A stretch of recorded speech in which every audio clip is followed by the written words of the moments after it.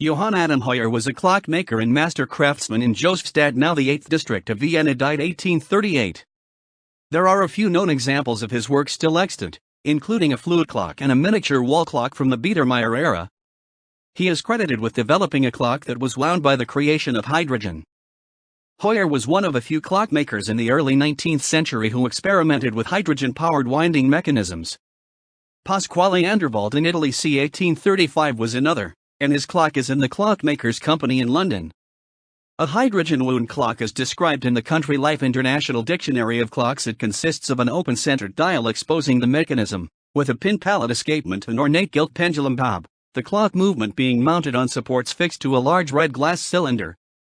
Above the movement is a coiled spiral brass tube holding balls of zinc which, as the driving weight nears its lower position, are released one by one to fall into a solution of dilute sulfuric acid in the red glass jar.